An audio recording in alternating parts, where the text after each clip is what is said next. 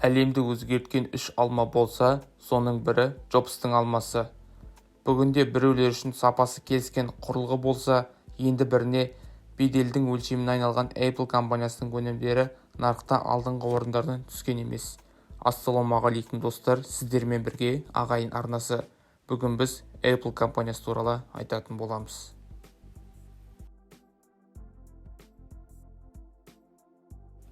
1971 жылы Стив Возняк пен Стив Джобс ортақ таныстары арқылы алғашқы рет көрісіп танысады. Осыдан соң қос Джобс жақын араласып кетеді. Екеуінің өмірлік көзқарастары ұқсас, екеуі де ақылды, алғыр адамдар. Возняк бала кезінен бері математика пәнін сүйіп оқыған, ал Джобс болса бір бастаған ісін аяқсыз қалдырмайтын қасиетімен ерекшеленетін. Мектеп кезінде Возняк электроникаға қызыққан, ол Джобстан 5 жас үлкен еді. Олардың бірлесіп жасаған алғашқы құрылғылары көк жәшік. Ол қала аралық тегін қоңыраулар жасауға мүмкіндік беретін еді. Әрине, ол заңсыз жасалған. Десе де осы құрылғы арқылы Джобс мектеп кезінде ақша табатын. 1972 жылы Джобс мектепті аяқтап колледжге оқуға түседі. Бірақ ақшаны босқа кетірудің қажеті жоқ деген оймен көп ұзамай оқудан шығып кетеді. Бірақ сол уақыттарда каллиграфия курстарына барып жүреді. Дәл осы курсты оқығанының арқасында Макинтоштағы түрлі қаріптердің идеясы туындайды. Осыдан соң Стив Atari'ге компьютерлік ойындар жасаушы болып жұмысқа орналасады. Ал Возняк болса атақты компьютер мамандарының бірі болып Hewlett Packard компаниясында жұмыс істеп жүрген еді. Возняк көптен бері Motorola 6800 процессорының негізінде жасалатын компьютердің жобасын қағазға сызып жүрген болатын. Бірақ ол кезде қаражат қол байлау болған. Нәтижесінде сәл өзгерістер енгізіп 6502 негізінде 1975 жылы $20 тұратын нұсқасын жасап шығарды. Ол үшін BASIC операциялық жүйесін жасады да Джобсқа көрсетеді.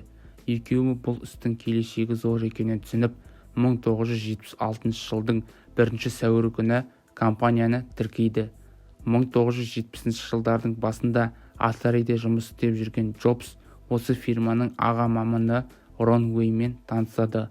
Таныстықтары достастыққа ұласқан соң Джобс оны компанияға шақырып, табыстың 10%-ын беретін болып келіседі. Уэйн шақыруды қабыл алып, техникалық құжаттарды жүргізіп, фирманың ең алғашқы сауда белгісін жасап шығарады. Ал Джобс болса тұтынушылар іздеумен айналысады. Ең алғашқы компьютердің атауы Apple I болды. Ол MOS технология 6502 базасында жасалған еді.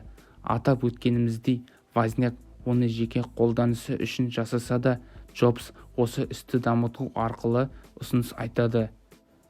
Home компьютер клуб деген жерде Джобс Пол Терреллге алғашқы компьютердің тұсаукесерін өткізеді. Пол Террелл сол кездегі тарихтағы ең алғашқы компьютер дүкені Бутшоптың иесі еді. Джобстың таныстырылымы дүкен иесіне ұнап, келесі күні ол бір данасына $500 50 компьютер тапсырыс береді. Бірақ Терреллдің жалғыз ғана шарты болған, оған тек толық құрастырылған компьютерлер керек еді. 50 компьютерге қажетті радио бөлшектерді алу үшін Джобс достарынан $5000 қарыз сұрап, 30 күндік мерзімге $15000 несие алады. Джобс осылайша ойланбастан қарызға белшесіне батады. Рон Уэйн болса өмір көрген, ащы дәмін біраз сезген адам еді. Сол себепті осы іске біраз дейін күмәнмен қарап келеді. 1976 жылдың 12 сәуірі күні ол 10% үлесінен бас тартып, орнына бірден $700 беруін сұрайды. Джобс қарқыны қатты адам еді.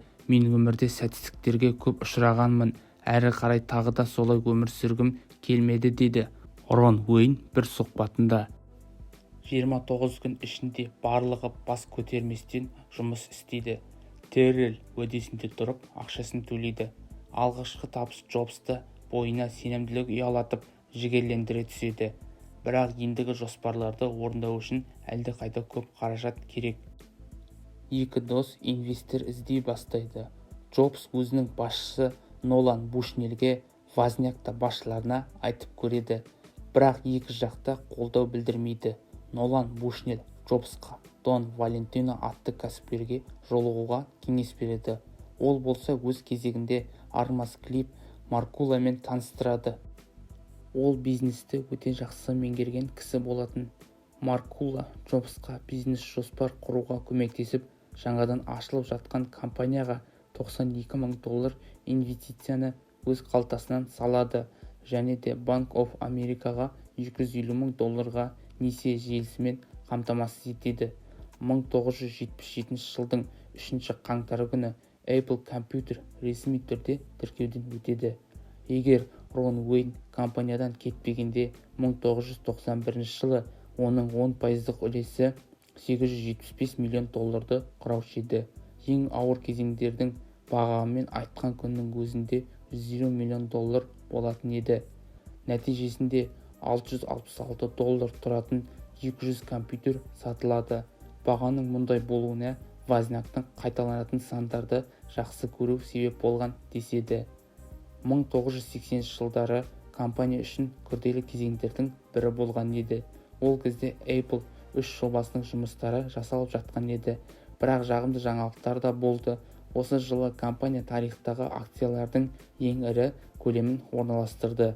1981 жылдың наурыз айында Возняк жол аппаратына ұшырап, уақытша жұмысын тоқтатады. Apple ішке қатысты мәселелерге байланысты Джобс 40 шақты қызметкерді жұмыстан босатады. Тіпті бақ құралдары алдағы уақытта компания мына қарқынмен банкрот болады деген болжамда жасаған. 1983 жылы кездескен қиындықтарға төтеп беруге қауқарсыз Джобс басшылыққа Джон Скалиді шақырады. Ол кезде Джон PepsiCo компаниясының президенті қызметіндеді. 1983 жылдың сәуір айында Джон жұмысын бастап кетеді. Бірақ екеуінің арасында компанияның мәселелеріне қатысты біраз шиеленістер болған. 1984 жылы Apple жаңа 32 разрядты Macintosh компьютерін таныстырады. Осы компьютер компанияның бизнесін дамытуға зор ықпал тигізеді деуге болады. 1990 жылдардың соңына қарай компанияның жағдайы нашарлай бастады. 2 жыл ішінде шығын көлемі $1,86 миллиард құрайды. Бұл жағдай 1997 жылы Джобс компанияға қайта оралған соң ғана өзгереді.